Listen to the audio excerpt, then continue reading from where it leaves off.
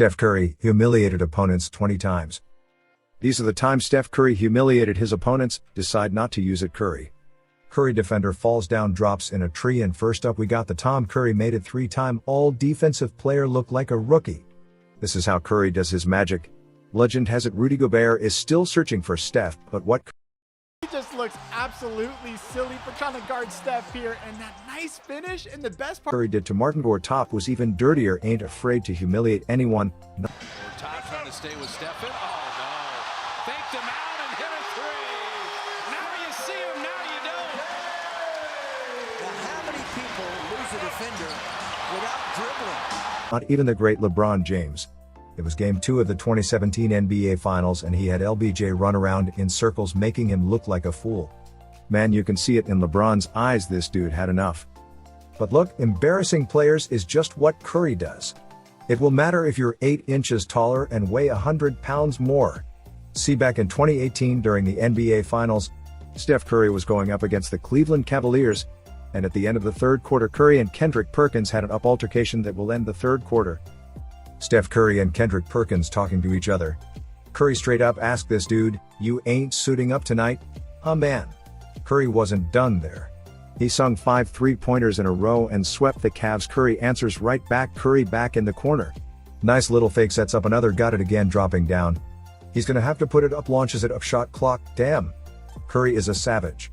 But this next, on the other hand, is a disgrace, because Stephen Curry decided to humiliate his opponent so bad, he decided to join Curry and the Warriors.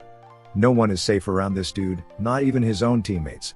But imagine getting dropped without dribbling and then getting scored on, because that's exactly what happened to John Wall.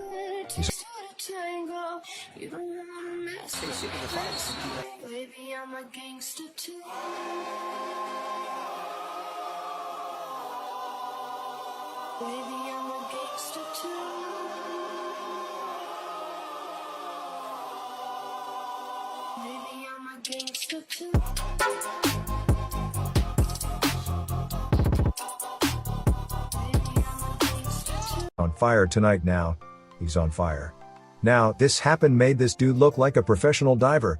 Now getting dropped is embarrassing, but Pat Bev got caught doing something worse. See, back in 2018, Patrick Beverley decided it would be a good idea to square up with the babyface assassin, and Steph Curry took that personally. It became personal with me. Half an NBA history. We're getting closer. Draymond wants to set the screen down to 3. Look how far they've pushed down the lane for the lead. This dude literally dropped 40 points on his ass. Now in the end, he hugged it all out, but you want to know who ain't getting hugs from Curry? Jaylen Brown. As a rookie at the time, Jaylen Brown thought, like many, it would be a good idea to trash talk Curry. We already know that they've been called pretty fun. I mean, are we even surprised Curry embarrassed the player who tried to trash talk him? Cause of this next one, Seth decided to embarrass the whole team. Curry splits the defense behind the back, fires a 3-0, he puts it in. What a spectacular move. That's the largest lead of the game. Steph, chill bruh. How are you going to do them all dirty and then sink a 3-pointer like it's nothing? Now the Clippers are lucky, man, cause Curry only embarrassed their team, not the whole city, like this next one, because ahead of the 2022 All-Star game in Cleveland, the crowd decided to boot Curry even though he was born and raised, and you could tell Curry was about to bring the heats up. Not only did Curry have the arena completely lit, hitting 16 threes and dropping 50 points, he even got the All-Star MVP award. Yeah, Curry's that guy, alright. Now we're entering the last clips of the video, so we gotta spice things up to a whole new level. And what better way to start than the time Curry made one of the most cold and disrespectful celebrations in NBA history. I swear I ain't never seen someone hit so many no-look threes as this dude. Like, imagine trash talking a fan while you hit that 3-pointer. That's crazy, dog. But hey, when Curry talks trash, he always backs that up, unlike Chris Paul, who got violated. It was the 2019 Western Conference Finals, Warriors vs. Rockets. And ahead of Game 6, Curry wanted to book the court before the game to take some shots, but Chris Paul had went earlier and took the entire court by himself and refused to split it with Curry, and then made sure Steph was kicked out of the arena. Now I get it, trying to get into your opponent's head, trying to get them off their game is what everybody should do, but trying that with the babyface assassin? Big mistake. Curry launches a 3-pointer, won Game 5 in Oakland, then they pull out. Game 6, Curry gets to the basket, Curry would tuck her right with him. Curry launches a 3-punch. Not only did Curry drop 33 points and go to the Western Conference Finals, he said this after the game: Curry is that type of guy.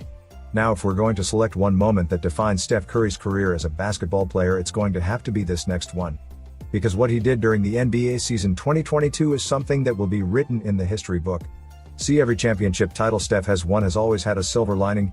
Either it was a fluke or they had a super team, and during the NBA Finals of 2019 when Steph Curry was supposed to win his 4th ring, the switch flipped. Not only did Curry see both of his most important teammates getting injured, he got to witness KD leaving for the Brooklyn Nets, him getting his hand broken, and his Splash brother sitting out 2 seasons because of injuries, and all of a sudden the dynasty was broken. How many titles do you see Steph Curry winning over the next 4 years? And if there's anything we've learned over the year is to never count Steph Curry out. 2-time MVP is back, and he's back with a level that we have never seen out of a 2-time MVP. This is, he may not give me P this year, but this is definitely for him. It's probably one of his favorite seasons of his entire career. When it's all said, this is going to change how people perceive basketball. Steph is my favorite player because, again, this is something I've never seen before. And when he first came, and I hate it though. Did you really? I'm the guy that's sitting on the couch when he goes to the corner, he throws up no way that goes in, and he goes in. And then I wait, he ain't gonna make his name, and then finally he earned my respect, and he's my favorite player. The shots that he makes is by far some of the toughest shots I've ever seen taken. And Steph he's extremely selfless. It's never about what can I do for Steph or how Steph feels or can I get this shot.